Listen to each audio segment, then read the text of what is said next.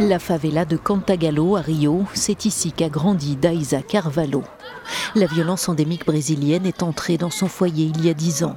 La police est venue arrêter son fils, qui a ensuite été torturé et tué en détention pour un vol dont elle assure qu'il n'était pas l'auteur. Alors la proposition du président élu Jair Bolsonaro de donner davantage de pouvoir à la police et l'armée lui donne des sueurs froides. Si la police est déjà agressive aujourd'hui, imaginez lorsqu'un président renforcera ses pouvoirs et lui donnera la légitimité de tuer, le droit de venir dans les favelas et de tuer sans conséquence. Ce soir-là, dans une autre favela, celle de Babylonia, les clients d'un troquet écoutent leur nouveau président d'extrême droite à la télé, tout en consultant les applications qui localisent les violences armées. Si la politique de tolérance zéro prônée par Bolsonaro a eu un écho dans ces quartiers, c'est parce que les chiffres des homicides sont effarants, 63 000 au Brésil l'an dernier. Le vainqueur de la présidentielle promet d'assouplir les restrictions à la détention d'armes.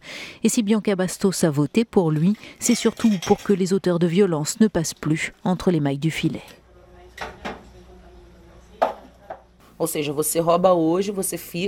Aujourd'hui, vous commettez un vol et peu après, vous êtes gracié, vous avez un bracelet électronique et vous recevez même beaucoup d'aide.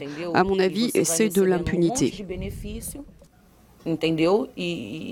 E para mim, na minha opinião, isso acaba trazendo impunidade. Reste à voir dans quelle mesure Jair Bolsonaro mettra ses promesses en pratique. La victoire de Jair Bolsonaro a suscité beaucoup d'incertitudes dans les favelas, comme ici dans celle de Babylonia à Rio de Janeiro. Mais ici, beaucoup pensent que le président élu d'extrême droite aura des difficultés à faire passer certaines de ses mesures les plus polémiques sur la sécurité.